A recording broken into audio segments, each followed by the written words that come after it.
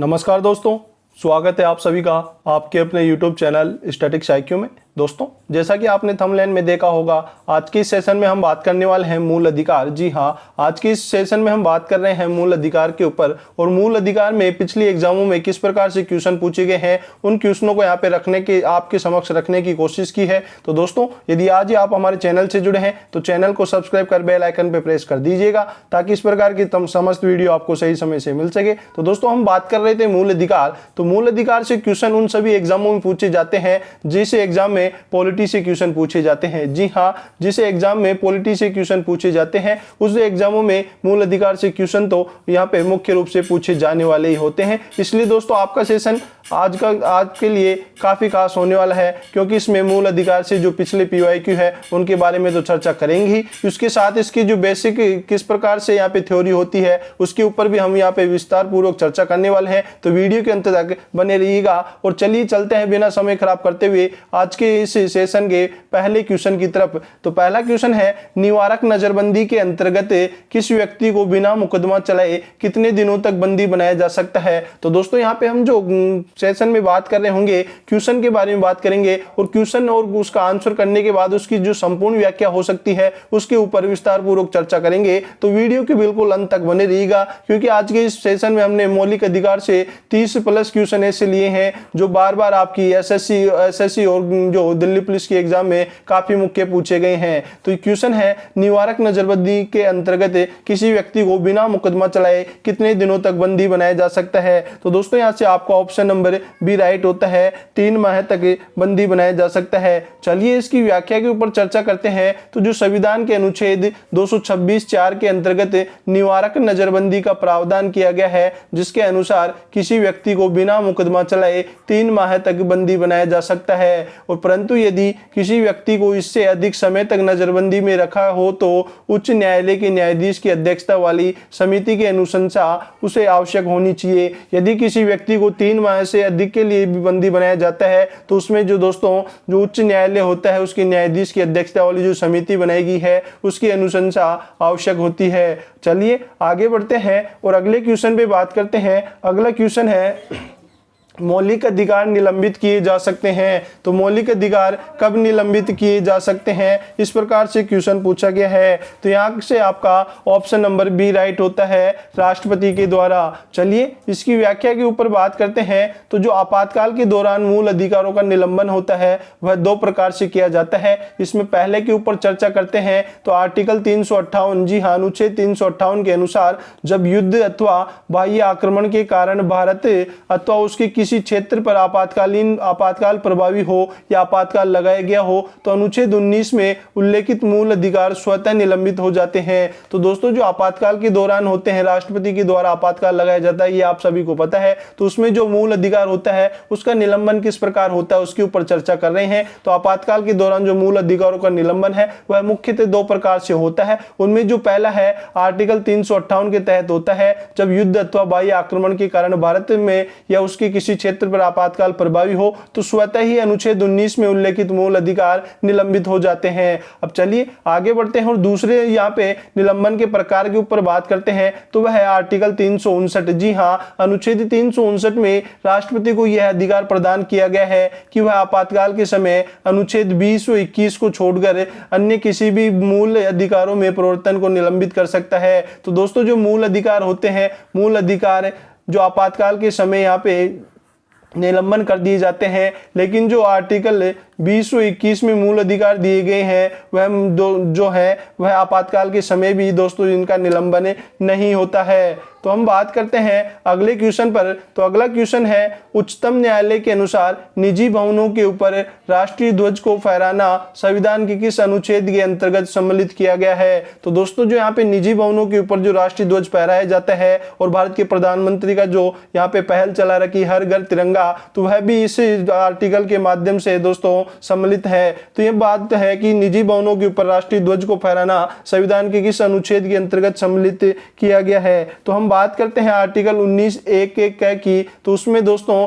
राष्ट्रीय ध्वज को फहराना जो है सम्मिलित किया गया है। तो यहाँ से आपका ऑप्शन नंबर बी राइट होता है। और अब इसकी व्याख्या के ऊपर चर्चा करते हैं, जो है नवीन जिंदल बनाम भारत संघ 2004 मामले में उच्चतम न्यायालय ने निर्णय दिया कि निजी भवनों के ऊपर राष्ट्रीय ध्वज फहराना संविधान के अनुच्छेद 19(1) में वर्णित अभिव्यक्ति की स्वतंत्रता के अंतर्गत प्रत्येक नागरिकों का मौलिक अधिकार है। तो दोस्तों 2004 से पहले इस प्रकार हुआ करता था कि कोई भी व्यक्ति निजी स्थानों पर दोस्तों झंडा नहीं फहरा सकता था, लेकिन जब 2004 में नवीन जिंदल बनाम भारत संघ में दोस्तों जो उच्चतम न्यायालय में जो निर्णय होता है उसमें कहा गया कि जो निजी भवनों के ऊपर राष्ट्रीय ध्वज फहराना भी जो है आर्टिकल 19(1) जी हाँ, आर्टिकल 19(1) में वर्णित जो अभिव्यक्ति की स्वतंत्रता प्रदान की गई है मौलिक अधिकारों के माध्यम से, उसके अनुसार यह बिल्कुल सही ठहराया गया। चलिए आगे बढ़ते हैं और अगले क्वेश्चन पे बात करते हैं, निम्नलिखित में से किसको संविधान द्वारा मौलिक अधिकारों के संरक्षण की शक्ति दी गई है। तो यहाँ पे क्वेश्चन है कि जो संविधान द्वारा जो मौलिक अधिकारों के संरक्षण की शक्ति है वह किसे प्रदान की गई है। तो दोस्तों मौलिक अधिकारों का संरक्षण हमेशा सुप्रीम कोर्ट के द्वारा ही किया जाता है। तो यहाँ पे सुप्रीम कोर्ट आपका ऑप्शन नंबर डी राइट होने वाला है। सर्वोच्च न्यायालय उच्च न्यायालयों को यह शक्ति दी गई है। तो दोस्तों या तो सर्वोच्च न्यायालय हो या उच्च न्यायालय हो, वह भारत में जो संविधान में व्यक्तियों को मौलिक अधिकार प्रदान किए गए हैं उनका संरक्षण करने की शक्ति सुप्रीम कोर्ट और हाई कोर्ट उच्चतम न्यायालय को उच्च न्यायालयों को दी गई है। और अब इसकी व्याख्या के ऊपर बात करते हैं, तो भारतीय संविधान में मौलिक अधिकारों के उल्लंघन के विरोध में अनुच्छेद 32 के अंतर्गत संवैधानिक उपचारों का अधिकार प्रदान किया गया है। तो जी हाँ, आर्टिकल 32 को संवैधानिक उपचारों का अधिकार प्रदान किया गया है और इसे अनुच्छेद 32 के द्वारा नागरिकों के मौलिक अधिकारों के संरक्षण की शक्ति भी उच्चतम न्यायालय को प्राप्त है। और यही दोस्तों क्वेश्चन में पूछा गया है कि मौलिक अधिकारों के संरक्षण की शक्ति किसे प्राप्त है, तो उच्चतम न्यायालय को यह शक्ति प्राप्त है। और डॉक्टर बाबा साहब भीमराव अंबेडकर ने इस अनुच्छेद को भारतीय संविधान का हृदय या भारतीय संविधान की आत्मा भी कहा है। तो दोस्तों इस प्रकार से क्वेश्चन एसएससी के काफी मुख्य क्वेश्चन है या प्रिय क्वेश्चन भी कहा जा सकता है कि एक दोस्तों कोई भी एग्जाम होती है उसके किसी न किसी शिफ्ट में इस प्रकार के क्वेश्चन पूछे जाते हैं और जो आपको क्वेश्चन करवाए जा रहे हैं वह बिल्कुल एग्जाम ओरिएंटेड क्वेश्चन है। तो दोस्तों वीडियो के अंत तक बने रहिएगा। चलिए आगे बढ़ते हैं और बात करते हैं अनुच्छेद 32 पे। तो अनुच्छेद 32 के अंतर्गत उच्चतम न्यायालय की रीट अधिकारिता केवल मूल अधिकारों के उल्लंघन के मामलों तक सीमित है। वहीं अनुच्छेद 226 के अंतर्गत उच्च न्यायालयों की अधिकारिता में मूल अधिकार के उल्लंघन के साथ साथ अन्य विषय भी सम्मिलित किए गए हैं। और न्यायालय 5 प्रकार की रिट जारी करता है, जिनमें बंदी प्रत्यक्षीकरण है, परमादेश है, प्रतिषेध है, अधिकार है और उत्कृष्ट उत्प्रेक्षण रीट भी दोस्तों इनमें शामिल है। चलिए आगे बढ़ते हैं और अगले क्वेश्चन पे बात करते हैं, वह है निम्नलिखित में से कौन सी रीट व्यक्तिगत स्वतंत्रता का बुलवर्क है। तो दोस्तों यहाँ पे अब पूछा गया है जो उच्चतम न्यायालयों के द्वारा रिट जारी की जाती है उसमें से कौन सी ऐसी रिट है जो व्यक्तिगत स्वतंत्रता का बुलवर्क कहा जाता है। तो यहाँ से आपका ऑप्शन नंबर बी राइट होता है, बंदी प्रत्यक्षीकरण। तो चलिए अब बात करते हैं बंदी प्रत्यक्षीकरण का क्या अर्थ होता है उसके ऊपर। तो व्यक्ति की सशरीर प्रस्तुत करो इस रीट द्वारा उच्चतम न्यायालय अनुच्छेद 32 एवं उच्च न्यायालय अनुच्छेद 226 के द्वारा किसी अवैध रूप से निरुद्ध व्यक्ति को छोड़ने के लिए आदेश जारी कर सकता है। तो दोस्तों यहाँ पे उच्चतम न्यायालय होता है, सुप्रीम कोर्ट तो आर्टिकल 32 के तहत जी हाँ आर्टिकल 32 के तहत रिट जारी करता है। जबकि हम बात करते हैं हाई कोर्ट की, उच्च न्यायालय की, तो उच्च न्यायालय जो आर्टिकल 226 जी हाँ 226 के द्वारा रिट जारी करता है। तो यह भी आपको पता होना चाहिए। और बंदी प्रत्यक्षीकरण को व्यक्तिगत स्वतंत्रता का बुलवर्क कहते हैं। चलिए आगे बढ़ते हैं और अगले क्वेश्चन पे बात करते हैं, मूल अधिकारों के अंतर्गत कौन सा अनुच्छेद बालकों से नियोजन से प्रत्यक्ष रूप से संबंधित है। तो बालकों के नियोजन से यहाँ से है बाल श्रम से। और हम बात करते हैं अनुच्छेद 24 की, तो यहाँ से अनुच्छेद 24 में बालकों के नियोजन से प्रत्यक्ष रूप से संबंधित आर्टिकल 24 है। और हम बात करते हैं संविधान के अनुच्छेद 21 के अंतर्गत जो 6 से 14 वर्ष की आयु के सभी बच्चों को निःशुल्क एवं अनिवार्य शिक्षा का मौलिक अधिकार प्राप्त किया गया है। और भारतीय संविधान का आर्टिकल 24 है जो बालकों के नियोजन के प्रतिषेध का उपबंध करता है। इसके साथ ही जो 14 वर्ष से कम आयु के बच्चों को कारखानों या अन्य किसी जोखिम युक्त कार्यों में शामिल नहीं किया जा सकता। आगे चलते हैं और अगले क्वेश्चन पे बात करते हैं। बंधुआ मजदूरी उन्मूलन अधिनियम संसद में किस वर्ष पारित किया गया था? तो जो दोस्तों बंधुआ मजदूरी उन्मूलन अधिनियम है वह संसद में किस वर्ष पारित किया गया था? तो वह 1976 के अंदर पारित किया गया था। अब इसकी व्याख्या के ऊपर चर्चा करते हैं। तो संविधान का जो अनुच्छेद 23 है, जी हाँ, अनुच्छेद 23 की बात करते हैं, जो मानव के दुर्व्यापार एवं बलात् श्रम का प्रतिषेध करता है। तो यहाँ से बलात् श्रम से आशय है दोस्तों बाल श्रम। जो 14 वर्ष से कम उम्र के बच्चे होते हैं उनको जो फैक्ट्रियों में, कारखानों में कार्य के लिए रखा जाता है उसे बाल श्रम कहा जाता है, और जिसे बंधुआ मजदूरी उन्मूलन अधिनियम 1976 के द्वारा लागू किया था। तो जो दोस्तों बाल श्रम के प्रतिषेध का जो नियम है वह है मजदूरी, जो बंधुआ मजदूरी उन्मूलन अधिनियम 1976 के द्वारा लागू किया गया था। इस कानून के अंतर्गत बिना भुगतान किए मजदूरी कराना या गैर कानूनी घोषित कर दिया गया है। अब बात करते हैं अनुच्छेद 35 के सेकंड के अनुसार संसद ऐसे कार्य के लिए जो भाग 3 के अधीन अपराध घोषित किए गए हैं। तो भाग 3 में दोस्तों आप सभी को पता होना चाहिए कि भाग 3 में क्या है। तो भाग 3 में मौलिक अधिकार है। जी हाँ, मौलिक अधिकार है जो भारत के नागरिकों को प्रदान किए गए हैं। तो अब अधीन अपराध घोषित करता है और दंड विहित करने के लिए कानून बना सकती है। तो ये दोस्तों इस प्रकार से आर्टिकल 35 में कहा गया है। चलिए अब बात करते हैं कि जो 2 जून 2017 को बाल श्रम संशोधन अधिनियम आता है, उसके अनुसार 14 वर्ष से कम आयु के बच्चों के नियोजन पर पूर्णतः प्रतिबंध लगाया गया है, जबकि 14 से 18 वर्ष के किशोरों को खतरनाक कार्य व्यवसायों के नियोजन पर पूर्ण प्रतिबंध है। तो दोस्तों जो बाल श्रम संशोधन अधिनियम आता है वह 2 जून, जी हाँ, 2 जून 2017 को आता है, और इसमें दोस्तों साफ साफ शब्दों में कहा गया है कि 14 वर्ष से कम आयु के बच्चों को जो नियोजन पे पूर्णतः प्रतिबंध है। जी हाँ, 14 वर्ष से कम उम्र के बच्चों का तो पूर्णतः प्रतिबंध है, जबकि 14 से 18 वर्ष तक के बच्चों को खतरनाक कार्यों में नहीं लगाया जा सकता, और इसे ही दोस्तों बाल श्रम कहा जाता है। चलिए आगे बढ़ते हैं और अगले क्वेश्चन पे बात करते हैं कि किसी धर्म विशेष के संवर्धन के लिए करों के भुगतान की अनिवार्यता से मुक्ति की गारंटी कौन सा अनुच्छेद प्रदान करता है? तो यहाँ से अनुच्छेद 27 की जो है यहाँ से आपका आंसर होने वाला है। अब इसकी व्याख्या के ऊपर बात करते हैं और समझते हैं कि अनुच्छेद 27 में क्या कहा गया है। तो अनुच्छेद 27 के अंतर्गत राज्य किसी ऐसे कर को व्यक्ति को देने के लिए बाध्य नहीं करेगा जो किसी धर्म या धार्मिक संप्रदाय की उन्नति में खर्च किया जाना है। तो दोस्तों जितने भी धार्मिक और जो धर्म या धर्म संप्रदाय की उन्नति में जो खर्च किया हुआ पैसे होता है उसमें राज्य है जो उस पर दबाव नहीं कर सकता कि उसे कर देना पड़े, क्योंकि जो धार्मिक संप्रदाय की संपत्ति होती है वह कर मुक्त होती है, किंतु राज्य कोई भी धार्मिक सुविधा देने के लिए शुल्क आरोपित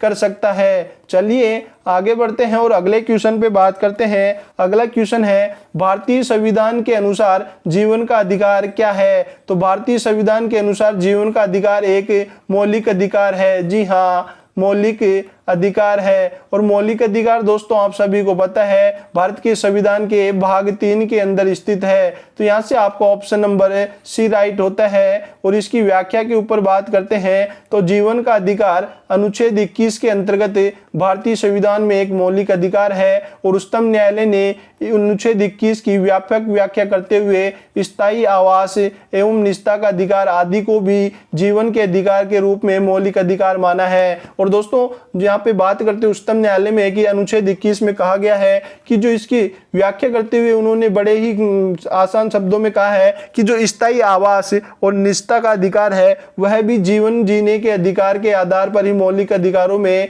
माना गया है। चलिए आगे बढ़ते हैं और अगले क्वेश्चन पे बात करते हैं। निम्नलिखित में से कौन सा मूल अधिकार भारतीय संविधान में नागरिकों को नहीं प्रदान किया गया? तो ऐसा कौन सा यहाँ पे मूल अधिकार है जो भारतीय संविधान में नागरिकों को प्रदान नहीं किया गया? तो हम बात करते हैं यहाँ पे जो सूचना का अधिकार है वह यहाँ पे इनको शामिल नहीं किया गया। और अब इसकी व्याख्या के ऊपर बात करते हैं। सूचना का अधिकार मूल अधिकार के रूप में भारतीय संविधान में नागरिकों को प्रदान नहीं किया गया है। यह एक विधिक अधिकार है जिसे सूचना के अधिकार अधिनियम 2005 जो RTE है, जी हाँ, आरटीई है 2005 में जो लागू होता है उसके अनुसार यह एक विधिक अधिकार प्राप्त है, यह एक मौलिक अधिकार नहीं है। चलिए आगे बढ़ते हैं और अगले क्वेश्चन पे बात करते हैं। निम्नलिखित में से किस अनुच्छेद में समानता के अधिकार का प्रावधान है? तो यहाँ पे बात करते हैं अनुच्छेद 14,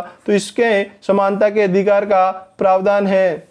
इसकी व्याख्या के ऊपर बात करते हैं तो भारतीय संविधान के भाग 3 में निहित मौलिक अधिकारों के अंतर्गत समानता के अधिकार का उल्लेख अनुच्छेद 14 से 18 तक किया गया है। तो हम बात करते हैं आर्टिकल 14 से 18 तक। इसमें समानता का अधिकार जो दिया गया है वह भारत के संविधान के भाग 3 में अंदर है। भाग 3 में जो मौलिक अधिकार है उनके माध्यम से यहाँ पे प्रदान किए गए हैं। और अनुच्छेद 14 के अनुसार राज्य नागरिकों को विधि के समक्ष समानता से या विधियों के समान संरक्षण से वंचित नहीं कर सकता। चलिए आगे बढ़ते हैं और अगले क्वेश्चन पे बात करते हैं। अगला क्वेश्चन है भारतीय संविधान के किस भाग में नागरिकों के मौलिक अधिकारों का उल्लेख किया गया है? तो भाग 3 के अंदर दोस्तों मौलिक अधिकारों का उल्लेख किया गया है। यहाँ से आपका ऑप्शन नंबर डी राइट होता है।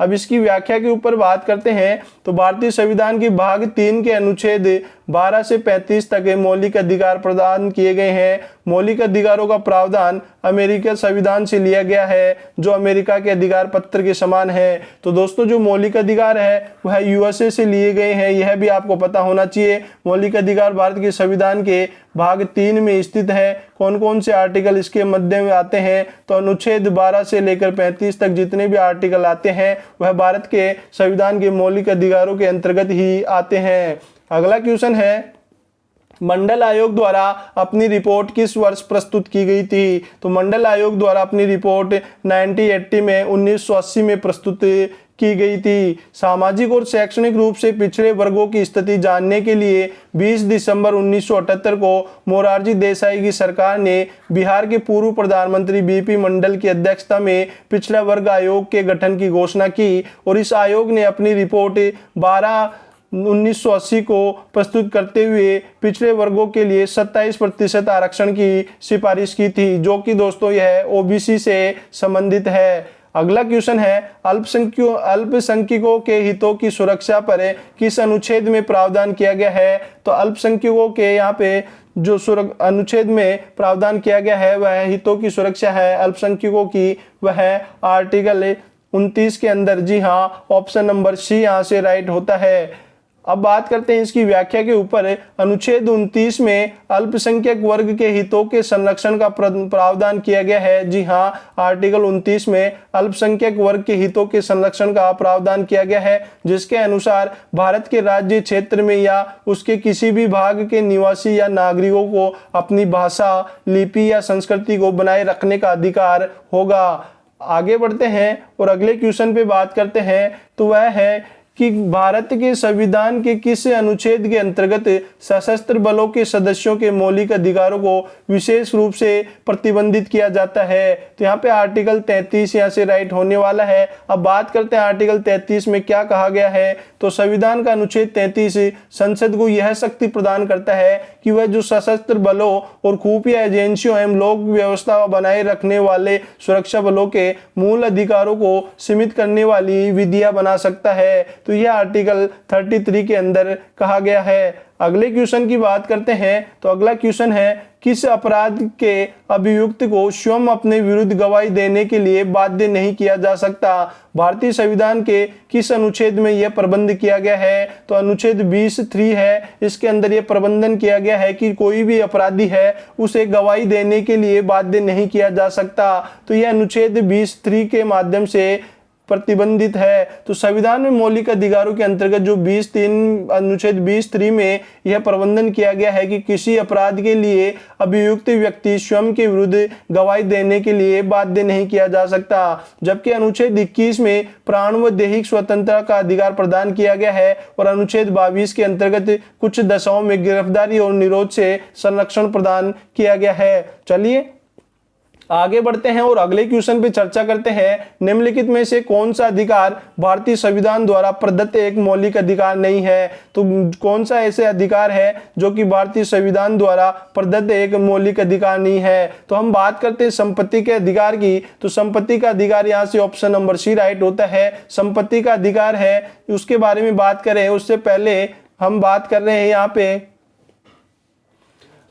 44वां जो संविधान संशोधन होता है 1978 के द्वारा संपत्ति के अधिकार से संबंधित मौलिक अधिकार अनुच्छेद 19(1)(6) एवं अनुच्छेद 31 को सूची से हटा दिया गया और वर्तमान में 300 क के अंतर्गत इसे विधिक अधिकार बना दिया गया। तो दोस्तों जो संपत्ति का अधिकार मौलिक अधिकार हुआ करता था उसे हटाकर आर्टिकल 300 क के अंदर जोड़कर इसे एक विधिक अधिकार बना दिया गया है। तो यहाँ से आपको ऑप्शन नंबर सी राइट होता है। चलिए अगले क्वेश्चन में बात करते हैं कि भारतीय संविधान का अनुच्छेद 19 प्रदान करता है। तो हम भारतीय संविधान का 19 है वह स्वतंत्रता का अधिकार प्राप्त करता है और कितने प्रकार की स्वतंत्रताएं प्राप्त करता है? तो 6 प्रकार की स्वतंत्रताएं प्रदान करता है। तो भारतीय संविधान का अनुच्छेद 19 नागरिकों को कुछ 6 प्रकार की स्वतंत्रताएं प्रदान करता है, जिनमें अभिव्यक्ति की स्वतंत्रता, सम्मेलन करने की स्वतंत्रता है, संघ बनाने की स्वतंत्रता है, आवाज संचरण की या स्वतंत्रता है, निवास एवं व्यापार की। इस प्रकार से 6 प्रकार की स्वतंत्रताएं हमें प्रदान करता है। अगला क्वेश्चन है प्रेस की स्वतंत्रता किस अधिकार में निहित है? तो प्रेस की स्वतंत्रता है जो 19 आर्टिकल के तहत है, तो वह भाषण की स्वतंत्रता है। और इसके ऊपर बात करते हैं कि भारतीय संविधान में स्पष्ट रूप से प्रेस की स्वतंत्रता का उल्लेख नहीं है, लेकिन जो साकल पेपर मिल्स बनाम भारत संघ मामले में उच्चतम न्यायालय ने स्पष्ट किया है कि अनुच्छेद 19(1) क में प्रदत्त वाक व अभिव्यक्ति की स्वतंत्रता में ही प्रेस की स्वतंत्रता निहित है और प्रेस को साधारण नागरिकों से अलग वशिष्ठ अधिकार प्राप्त नहीं है। अतः प्रेस की जो स्वतंत्रता का संविधान 19(1) क के अंतर्गत ही शामिल किया गया है। चलिए आगे बढ़ते हैं और अगले क्वेश्चन पे बात करते हैं, वह मूल अधिकारों से संबंधित विवाद निम्नलिखित में से कौन सा है? तो दोस्तों हम बात करते हैं गोलकनाथ बनाम पंजाब राज्य जो 1967 में होता है, वह मूल अधिकारों से संबंधित विवाद ही है। और बात करते हैं इस पूरे विवाद के ऊपर, तो गोलकनाथ बनाम पंजाब राज्य विवाद 1967 मूल अधिकारों से संबंधित है। इसमें सर्वोच्च न्यायालय ने निर्णय दिया कि संसद मौलिक अधिकारों में संशोधन नहीं कर सकती। तो दोस्तों इस जो पूरे मामले के अंदर जो निर्णय आता है सुप्रीम कोर्ट का, वह है कि संसद मौलिक अधिकारों के में संशोधन नहीं कर सकती। और केशवानंद भारती बनाम केरल राज्य विवाद 1973 में सर्वोच्च न्यायालय ने कहा है कि संसद मूल ढांचे का उल्लंघन किए बिना मौलिक अधिकारों में संशोधन कर सकती है। तो दोस्तों जो 1967 में यहाँ पे जो निर्णय लिया गया उसे बदल दिया गया 1973 में। जो केशवानंद भारती विवाद होता है, केशवानंद भारती बनाम केरल राज्य विवाद होता है 1973 में, उसमें सर्वोच्च न्यायालय ने अपना निर्णय बदलते हुए कहा कि संसद मूल ढांचे का उल्लंघन किए बिना मौलिक अधिकारों में संशोधन कर सकती है। तो चलिए आगे बढ़ते हैं और अगले क्वेश्चन पे बात करते हैं, निम्नलिखित में से कौन सा मूल अधिकार विदेशी नागरिकों को प्राप्त नहीं है? तो दोस्तों जो मूल अधिकार है वैसे तो मुख्यतः भारतीय नागरिकों को दिए गए हैं, लेकिन जो अभिव्यक्ति की स्वतंत्रता का अधिकार है वह विदेशी नागरिकों को यहाँ पे नहीं दिया गया। तो हम बात करते हैं भारत में अधिकांश मूल अधिकार विदेशी नागरिकों को भी प्राप्त है, जैसे विधि के समक्ष समानता जो अनुच्छेद 14 में आता है, अपराधों के लिए दोष सिद्धि के संबंध में संरक्षण जो अनुच्छेद 20 में आता है, प्राण व दैहिक स्वतंत्रता का अधिकार अनुच्छेद 21 में आता है, शोषण के विरुद्ध अधिकार है जो अनुच्छेद 23 व 24, और धर्म की स्वतंत्रता का अधिकार अनुच्छेद 25, 26, 27, 28 के माध्यम से दिए गए हैं। परंतु कुछ अधिकार ऐसे हैं जो अनुच्छेद 15, 16, 19, 29 और 30 है जो विदेशी नागरिकों को प्रदान नहीं किए गए हैं। चलिए अगले क्वेश्चन पे बात करते हैं, 6 से 14 वर्ष की आयु के सभी बच्चों को शिक्षा का अधिकार राज्यों का कौन सा अधिकार है? तो ये राज्यों का दोस्तों मूल अधिकार है, जो कि वहाँ 6 से 14 वर्ष तक की आयु के बच्चों के लिए शिक्षा का अधिकार दिया गया है। अब हम इसके ऊपर विस्तार पूर्वक चर्चा करते हैं। संविधान के अनुच्छेद 21 के अंतर्गत 6 से 14 वर्ष आयु के सभी बच्चों को निःशुल्क एवं अनिवार्य शिक्षा जो देना है वह मौलिक अधिकार प्राप्त है। और यह मौलिक अधिकार संसद द्वारा 86वें संविधान संशोधन अधिनियम 2002 के द्वारा संविधान में शामिल किए गया। और इस लक्ष्य की प्राप्ति हेतु संसद द्वारा शिक्षा का अधिकार अधिनियम 2009 पारित किया गया, जिसे आरटीई कहा जाता है। जी हाँ, आरटीई कहा जाता है, जो 2009 के अंदर यहाँ पे पारित किया गया, जो कि 1 अप्रैल 2010 से प्रभावी होता है। तो दोस्तों इसके ऊपर बात करते हैं कि भारतीय संविधान के अनुच्छेद 17 में अस्पृश्यता के उन्मूलन का प्रावधान किया गया है और अस्पृश्यता के प्रयोग एवं उसे बढ़ावा देने, उससे संबंधित विवादों के कारण उत्पन्न किसी प्रकार की निर्योग्यता को दंडित करने के उद्देश्य से संसद द्वारा अस्पृश्यता अधिनियम 1955 पारित किया गया और वर्ष 1976 में इसमें संशोधन करके इसका नाम नागरिक अधिकार संरक्षण अधिनियम 1955 कर दिया गया। तो दोस्तों आज के सेशन में हमने बात की कि जो भारत का संविधान के भाग 3 के अंदर जो मौलिक अधिकार प्रदान किए गए हैं, जी हाँ, मौलिक अधिकार प्रदान किए गए हैं, उनसे संबंधित जितने भी क्वेश्चन आपको पूछे गए हों, प्रीवियस ईयर एग्जामों में पूछे गए हों, उन सभी को आपके समक्ष रखने की कोशिश की है। और मूल अधिकार पे हमने बेसिक सारी थ्योरी भी कंप्लीट कर ली है, चाहे वह दोस्तों मौलिक अधिकारों से बिल्कुल छोटा से छोटा जो बिंदु हो सकता है जहां से क्वेश्चन पुटअप कर सकता है एग्जामिनर, उन सभी बिंदुओं को कवर करते हुए हमने आज के सेशन में जो मौलिक अधिकारों से बनने वाले समस्त क्वेश्चन जो प्रीवियस एग्जाम में पूछे जा चुके हैं वह सभी आपके समक्ष रखने की कोशिश की है। तो आपको ये सेशन अच्छा लगा है तो ज़्यादा से ज़्यादा लाइक कीजिएगा, शेयर कीजिएगा। और हाँ, यदि आज ही आप हमारे चैनल से जुड़े हैं तो चैनल को सब्सक्राइब करके बेल आइकन पे प्रेस कर दीजिएगा, ताकि इस प्रकार की समस्त वीडियो आपको सही समय से मिल सके। और दोस्तों आपको इसी प्रकार से कोई कंटेंट चाहिए जो आपके एसएससी के एग्जामों में हेल्पफुल हो सकता है, उसके लिए आप हमें टेलीग्राम चैनल पे भी फॉलो कर सकते हैं। वहाँ आपको एसएससी से और दिल्ली पुलिस और तमाम स्टेट के एग्जामों से रिलेटेड यहाँ पे पीडीएफ है प्रोवाइड करवाई जाती है, चाहे वो करंट अफेयर हो, इंडिया जीके हो या जीएस से जो भी पीडीएफ है वो यहाँ आपको उपलब्ध करवाई जाएगी। तो दोस्तों अब समय हो चुका आप सबसे विदा लेने का। मिलते हैं और शानदार सेशन के साथ। जय हिंद, जय भारत।